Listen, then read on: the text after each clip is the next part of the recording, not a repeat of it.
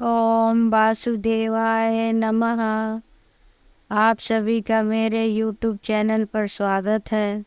मैं आप सभी को मलमास मास में कहे जाने वाली कहानी सुनाती हूँ, क्योंकि इस कहानी के श्रवण मात्र से ही हमें जो पुरुषोत्तम मास के एक महीने में पूजा का फल प्राप्त होता है, वही फल हमें ये कहानी सुनने पे प्राप्त होती है। हम सभी को ये कहानी सुननी चाहिए। मैं पिछले वीडियो में आपको 3 कहानियाँ सुना चुकी हूँ, गणपति भगवान की और पुरुषोत्तम मास में स्नान का क्या महत्व है, और तीसरी कहानी थी कि धरती माँ का पूजा हमें करनी चाहिए और उनका व्रत भी करने चाहिए। इसलिए और आज मैं आप लोगों के कर्मों के फल के बारे में कहानी बताऊंगी।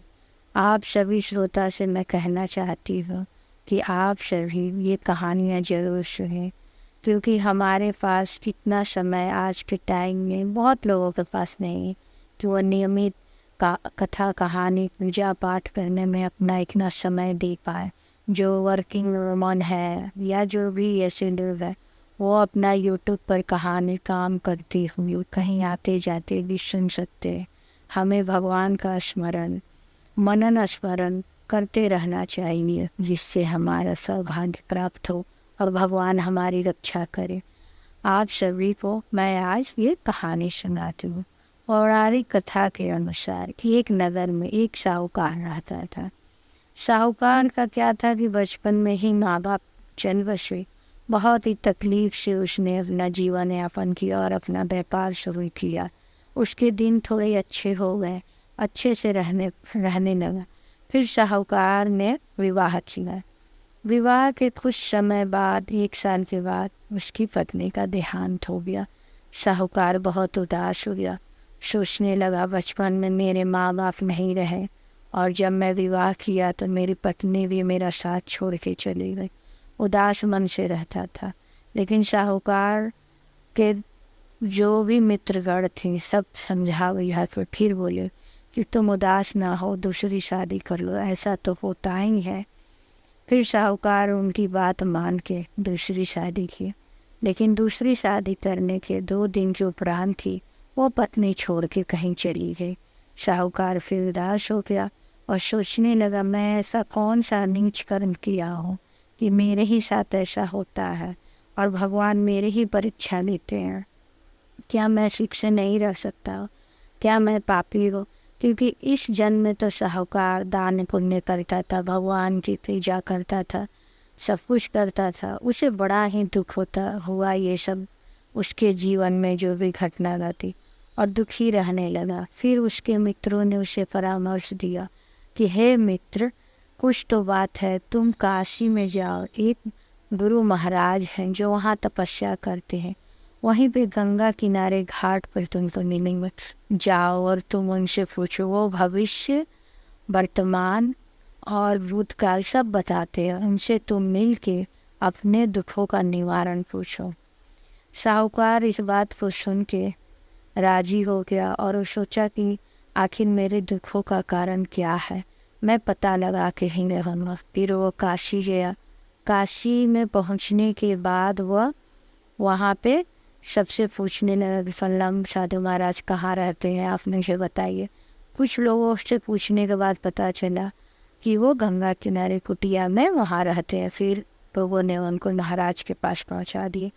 जब साहूकार वहाँ पहुँचा तो साधु महाराज अपने ध्यान मग्न थे और वहाँ पे पेड़ के नीचे बैठे ध्यान लगाए हुए।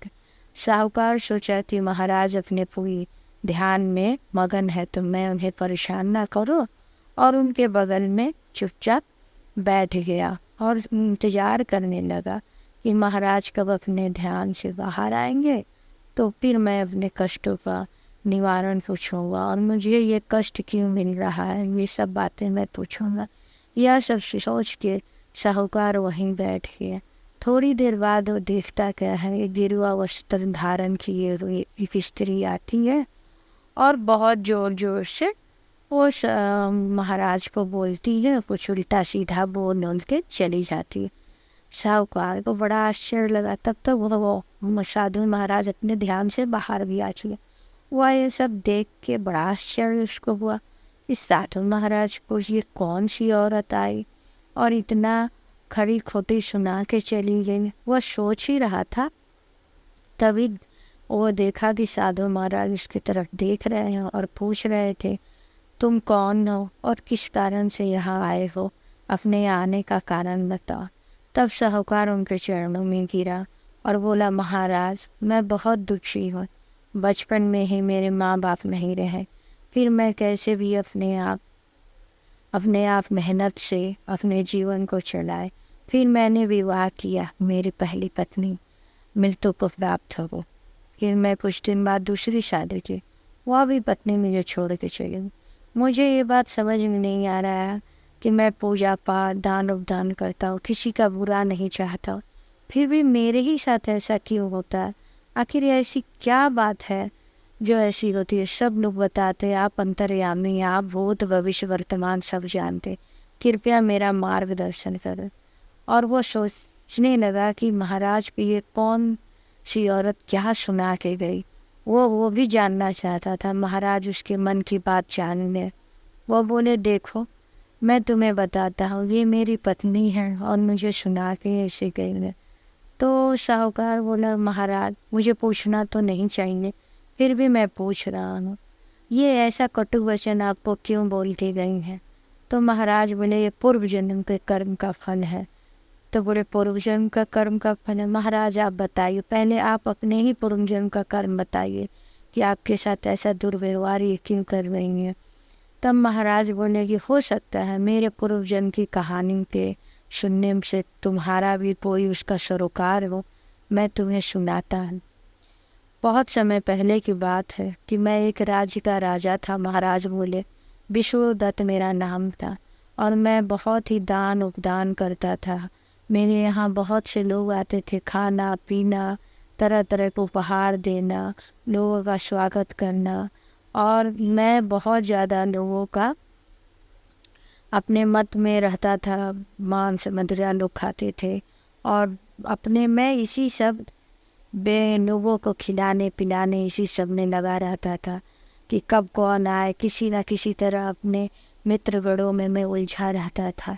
और जो ये पत्नी तुम देख रहे हो मेरी, वो पूर्व जन्म में रसोइया थी जिसका नाम मंगरू था। एक समय की बात है कि मेरे बहुत से मित्रगण आए थे और भोजन बना था, और जब सब खीर खाए तो उस समय खीर में नमक थी। सब ने मेरा बहुत मजाक उड़ाया, मुझे बहुत गुस्सा आया और मैं जाके मंगरू का दोनों हाथ अपने सेवकों से बोल के दोनों हाथ काटने के लिए बोल दिया। और मैं ये जानने की कोशिश भी नहीं किया कि मंगरू की क्या गलती थी नहीं थी। और जो मंगरू था वो इस बात से बहुत आहत हो गया और मेरे 2 राजकुमार थे, उन सबों को ले जाके कुआं में फेंक दिया। मंगरू के अपने कर्म के अनुसार आज भी उसके कोई बच्चे नहीं हैं और इस जन्म में वो मेरी पत्नी हुई है। मैंने उसका हाथ काटा था, इसलिए वो मुझे खरी खोटी सुनाती। कुछ समय तुम पूछोगी नहीं कि मैं क्यों नहीं उसे बोलता हूँ। तो फिर साहूकार बोला, बताइए महाराज आप क्यों नहीं बोलते। तो साहूकार से महाराज बोले, कुछ समय बाद मुझे पता चला कि मेरा एक मंत्री था जो मेरे ऐश्वर्य से और मेरे ये मित्र बड़ों के आने से, आओ भगत करने से, मेरे यश से वो बहुत ही ईर्ष्या करता था। उस समय जब मंगरू रसोइया था तो वो क्या किया था, चीनी के बर्तन में नमक रख दिया था और मंगरू इस बात से अनजान था और नमक डाल दिया था। इसलिए ये सब हुआ और मैं अनजाने में, मंगरू से जाने अनजाने में गलती हुई थी और मैंने उसकी हाथ काट कर बहुत बड़ा पाप किया था। इसलिए मंगरू मेरी पत्नी बनी है इस जन्म में और वो मुझे खरी खोटी सुनाती। अब मंगरू ने गुस्से में आके मेरे बालकों को कुएं में फेंक दिया था, इसलिए आज भी वो निसंतान है जिससे वो दुखी रहती है। तब साहूकार बोला कि महाराज आपने उस मंत्री को क्यों नहीं दंडित किया जब आपको पता चल गया तो महाराज बोले क्योंकि वो मंत्री कहीं गायब हो गया, इसलिए वो मुझे मिला नहीं, मैं उसे दंडित नहीं कर पाया। तब महाराज बोले, तुम जानना नहीं चाहोगे वो मंत्री कौन है? साहूकार बोला, हाँ बताइए महाराज वो मंत्री कौन है? तो बोला, मेरे सामने बैठा है। साहूकार बोला, क्या मैं मंत्री था पूर्व जन्म में? महाराज बोले, हाँ तुम मंत्री थे और तुमने एक बुरा काम किया था। एक षड्यंत्र तुम्हारे रचने के कारण मंगरू पर हाथ गया और मेरे बच्चे गए। इसी के वजह से तुम्हें इस जन्म में कोई भी सुख प्राप्त नहीं हो रहा। जब साहूकार यह बात सुना तो महाराज के चरणों में गिर कर माफ़ी मांगने लगा। बोला, महाराज जो मैंने किया वो बहुत बड़ा पाप था, लेकिन मुझे अब इससे निवारण दीजिए। और वह बहुत रोने लगा। फिर कुछ समय बाद वो महाराज के साथ ही मोह माया छोड़ के तप करने लगा। और महाराज बोले, देखो जो हमारे पूर्व जन्म के कर्म होते उसका फल हमें भोगना ही पड़ता है, लेकिन हम अपने कर्मों से उस चीज़ को कम कर सकते। इस जन्म में तुम अच्छे कर्म करो, आगे हमें अच्छे फल प्राप्त होंगे। यही नहीं, इसीलिए हमें कभी भी बुरा कर्म नहीं करना चाहिए। अगर हम इस जन्म में उस कर्म के भोग को नहीं भोग पाते हैं तो कर्म का फल ऐसा है कि हमें आगे या पीछे या हमारे वंशज को मिलता ही है। इसलिए कभी भी किसी का दिल नहीं दुखाना चाहिए, किसी के साथ दुर्व्यवहार नहीं करना चाहिए, किसी भी तरह का दुराचार व्यवहार, बात, चोरी चकारी, कोई भी कार्य नहीं करना चाहिए जिससे उसके उन कर्मों का फल मुझे मतलब किसी को भी भोगना पड़े। इसलिए आप इस बात का ध्यान रखें, कभी भी गलत कर्म ना करें। और जो साहूकार था वो महाराज के पास ही रह के अपने कर्मों के दोष को कम करने के लिए वो भी साधु सन्यासी का वेश धारण करके पूजा पाठ में लीन हो गया और भगवान से क्षमा मांगने लगा कि मेरे कर्मों की सजा कम की जाए। इसी प्रकार हमें अपने आचरण पर ध्यान देना चाहिए, कभी किसी का दिल नहीं दिखाना चाहिए। ओम वासुदेवाय नमः।